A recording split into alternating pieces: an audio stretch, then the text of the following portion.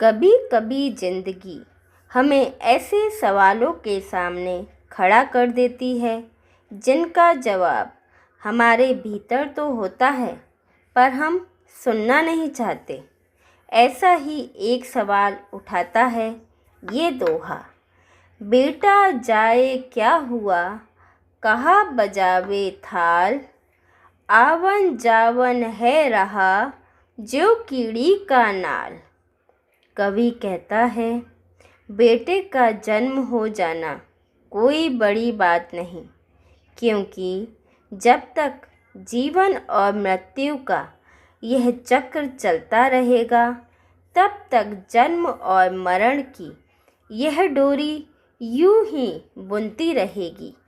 जैसे कीड़ों का नाल एक के जाने पर दूसरा आता है और यह चक्र चलता ही रहता है।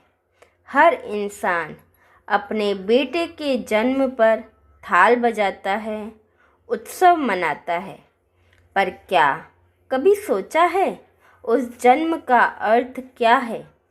क्या सिर्फ किसी वंश का नाम आगे बढ़ाना ही जीवन का उद्देश्य है, या फिर यह समझना कि जीवन और मृत्यु एक ही सिक्के के दो पहलू हैं, जो हर क्षण एक दूसरे में विलीन हो रहे हैं।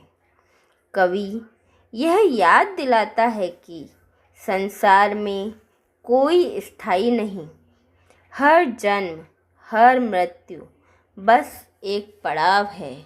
ना कोई आने वाला सदा के लिए आता है, ना कोई जाने वाला सच में जाता है। सब कुछ निरंतर गति में है, जैसे नदी का बहाव, जैसे हवा का झोंका, जैसे समय की अनंत लहरें।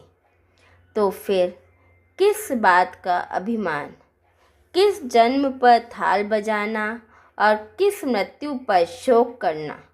यदि जीवन एक निरंतर यात्रा है तो हर जन्म हर मृत्यु उस यात्रा का बस एक पड़ाव है। यह दोहा हमें अहंकार छोड़ने की सीख देता है। यह कहता है बेटा हो या दौलत या सफलता, सब कुछ क्षणिक है।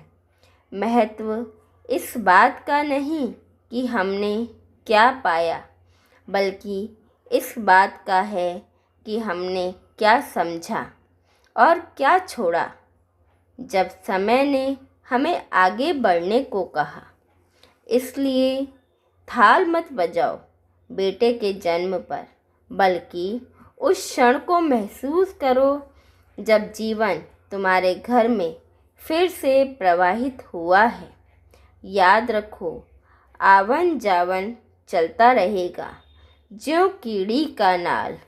बस तुम्हें इतना करना है, इस प्रवाह को समझना और उसमें खुद को पहचानना।